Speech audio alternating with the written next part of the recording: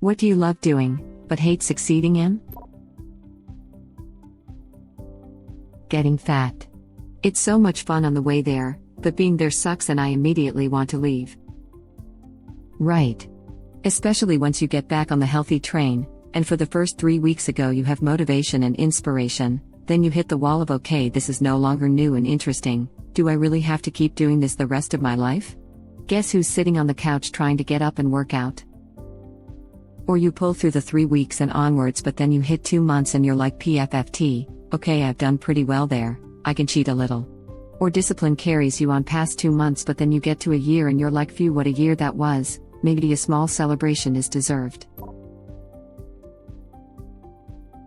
Taking a long, nice nap, but then realizing you slept for 3 hours and won't be able to fall asleep tonight. I have found my people. I cannot nap. If I fall asleep on the couch or chair, it's 4 hours minimum. Then I can't get to sleep. I can't nap either, but for the opposite reason. If I do actually manage to fall asleep in the daytime, I wake up feeling sick and sweaty and feel like crap until the next day, so I avoid napping. Yep.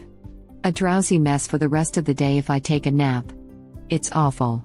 On the plus side, when I do actually decide it's worth it/necessary enough, my husband and kid leave me alone because they know it's serious if I'm napping. Yeah, when I nap I always wake up feeling like I have the flu. Never once have I felt refreshed after napping. I thought I was the only one. The worst is when you add dizzy to that mix. I get dizzy more often than not. Same. It's absolutely terrible.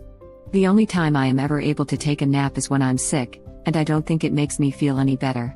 Just negates the effects. Wow, I thought I was abnormal for not feeling refreshed after a nap. If I ever nap during the day, I'm going to be zombie mode for the rest of the day. Could someone Eli 5 why it does that to certain person? Anti-nap guy here. Represent. I nominate you for the task. Then tag me in it so I can find it. Edit, thanks for the silver. User canned what myself. Alright, after a bit of research and reading I found that basically, we go through different phases when we sleep, and if we wake up during a certain deep sleep phase, we will feel groggy, nauseous, dizzy and more tired.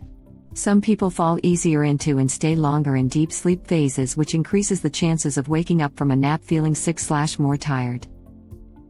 Welp, I guess I'm a deep sleeper. I also have a story about that. Fell asleep during my wife's work Christmas party. I was supposed to go pick her up at around midnight. She did not have her spare key that is important in the story. Well, I friggin' fell asleep on the couch around 10 p.m. only to be woken up by a police officer busting through my door. Apparently I was sleeping so deep, my wife called me numerous times. I was not answering, she was panicking, and her father drove her to our house. They saw me through the window asleep on the couch.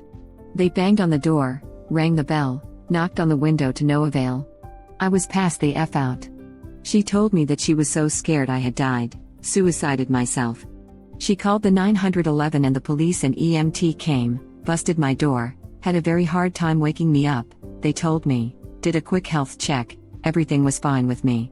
They asked if I took any drugs, which I didn't.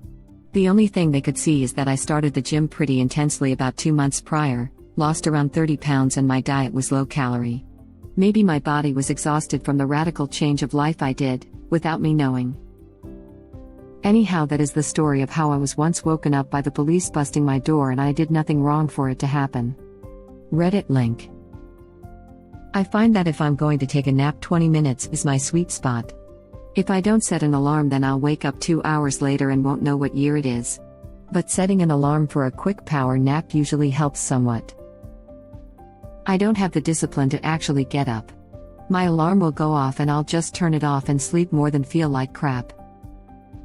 I can take 7 naps and still sleep at night laughing out loud. This is my problem. Laughing out loud. Go team depression. Sometimes I sleep for 8 hours and I wake up tired. I have tried and the amount of hours I need to sleep to not be tired is 11. Yeah, that's a luxury I can achieve few times a year. Eating the entire pack of cookies. Me after seeing the empty packet of cookies that was supposed to last the week, dough. And after you get the dough, you turn it into cookies. It's the circle of life. Coffee. That first draft of it is amazing, but nines you finished it, any more cups will be less tasty and your body won't like it as much. Increased urges to piss and crap, too much makes me shaky. There is always a moment towards the end of a video game where you have to decide to finish the main mission, beat the final boss, and lose interest. Man, Final Fantasy VIII, decided to finish the game before completing everything. I remember it feeling anticlimactic during the credits, because I wished to have the game back, but for some reason beating it took that away. I miss those RPGs. No time these days. I felt that. I really can't get into single-player role-playing games anymore. I put so many hours into stuff like Baldur's Gate when I was younger, but now, I played Divinity for a day, maybe two, and it was great. But I just lose interest and or don't have time to really immerse myself in the game anymore. It's sad. This is a big reason I still haven't gone after Calamity Ganon in BOP, even though I've done all 4 Divine Beasts and have the Master Sword. Playing the game after Ganon is defeated just sounds weird. My current plan is, dick around in the open world until we have a solid release date for BOP 2, and then defeat Calamity Ganon. I was just too curious to leave it alone, so I finished it. It just takes you back to the beginning of Hyrule Castle when it's over, so it's not like you'll have to start over or something. True, but also apparently blood moons still occur, probably because they're really the game's soft reset. And there's that emotional finality to it I don't feel ready for, lol. At least there's a fin of side quests and nooks and crannies of Hyrule I haven't seen yet. I'm in the same boat. I know once I beat Ganon I'll become less invested in the game and inevitably lose interest and stop playing. Yeah, I beat Ganon and expected that after that the castle would be restored and Zelda saved. Instead it was just the same but with a little star next to my file, and for some reason that frustrated me so much I haven't played since. I almost always immediately start a new save, and then lose interest in the first few levels.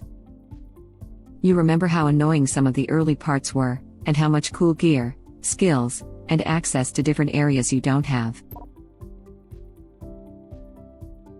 Work ethic. I like getting work done with time to spare. I hate that this puts me in a position of getting more work to do without any of the benefits. I used to work with a guy who would finish his part of our projects and release his progress slowly over time. I remember calling him once and he was working on his home automation setup. Apparently he had completed his portion of our project a month ago and would just give me the pieces I needed when I asked for them, so no one would give him additional work. That's effing incredible. Yeah, he was a pretty remarkable guy. Clearly more talented than the rest of the team, but you would never know it until you asked for his input. There was another guy on the team who wanted to appear to be the smartest one in the room all the time. And occasionally he would try to question the quiet guy to make him look stupid, and it would always end up with the quiet guy casually making the butthole look like an idiot, not even maliciously, just factually. Needless to say, I was impressed with quiet guy. The best part is I don't think quiet guy even realized that butthole was competing with him. Smiley face, it was like autism was his superpower.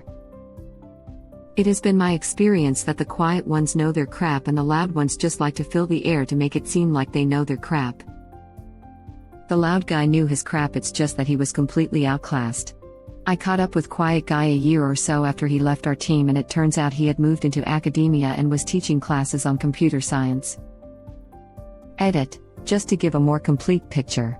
The guy was a complete weirdo, dressed like he was homeless, drove an old minivan even though was likely making way more than most, was educated out the wazoo, but was working with the grunts in IT infrastructure and was as dorky looking as what we all assume the average Redditor is. Genuinely didn't seem to give a single solitary crap about fitting in or impressing people. Some people who act like misfits are just dejected losers, not this guy. He had the smarts and work ethic to do whatever he wanted and just didn't seem to give a crap. Used to call him just to pick his brain about topics I didn't fully understand. Quiet guy sounds like the kind of person you should make an effort at maintaining a friendship with for life. I doubt dude had any friends. I said he seemed autistic, and I used it as a term of endearment, but he was clearly on the spectrum. Absolutely brilliant about work but socially checked out. Normal human interactions seemed to go over his head. I kept tabs on his on LinkedIn because I assumed sooner or later he's going to do something like create Skynet, but being his friend doesn't seem possible. It's possible to befriend us, you just have to be more obvious about things and talk about things we have interest in. I'm on the spectrum and work in a similar manner, am quiet, get all my work done early and then give progress updates over a slower release cycle as to not get handed more work. We tend to hyper-focus and speed through work and then burn out. I wish I knew how to hyper-focus with my ADHD brain in the most distracted times of human history we are living in. But since not, at least there is the meds, I guess. Hopefully they won't put holes in my brain laughing out loud. I do that, it keeps my bosses from thinking they can drop a bunch of stupid crap on me. It also prevents, well, it only took that amount of time last time, or last time was a minor update to something and this time is a full rewrite. The project will take at least as long as I said it would. The key is to get it done early, F off, then turn it in on time or a day ahead. Everyone wins. Don't turn it in ahead of time on the regular though, they'll get used to it and just shorten the schedule. If you turn it in early, which is a good idea on occasion, make sure they know that you busted your ass to make that happen. Turn it in early when it's a big deadline and the whole group is watching. Tell them how hard you worked. Be a hero. You're all completely correct and I agree, but how effing stupid is this charade we have to play with our employers? It's literally who can milk the other more. Everyone just trying to not get played and play others in return. They pretend to pay us, we pretend to work. The reward for hard work is more hard work. I used to work a job where I was paid hourly, but was fixing pieces. Everyone was there for 40 hours a week, so no matter the workload, I was paid the same. If I worked too far ahead, the boss would surprise me with a project that took a day or two, then get mad at me for rushing. I liked being a couple days ahead, at least, so as to not rush, and if I got sick wasn't forced to come back to work too soon. Everyone else there was working on same-day projects and just didn't understand why I didn't have time for more work. I hated not getting paid for more work. You would think a great work ethic would get you a hard, but it almost never does. Yeah, it just gives me a soft, and that's no good. Exactly this. I do my job excellently. And I know and use all the shortcuts provided to everyone brilliantly. Our average time though is often much higher. So I often get more to do. But I have no benefit, no extra pay, nothing but higher expectation. You just run the wheel faster and get nowhere. I work for a lawyer and so I like winning court cases. It's good to see your client get a good result from the judge or jury. Most of the cases I work on are family law or divorce cases. I enjoy the work. I like helping people. But no one really wins in those cases. I can't really congratulate someone on the destruction of their marriage. So, while I'm happy to see each case concluded, it's sad because that family is destroyed in the process. The family was already destroyed, and you're just picking up what's left in an orderly manner. Thank you. I try to keep an emotional distance, but sometimes it is really depressing having to deal with angry, hurt and anxious people all day.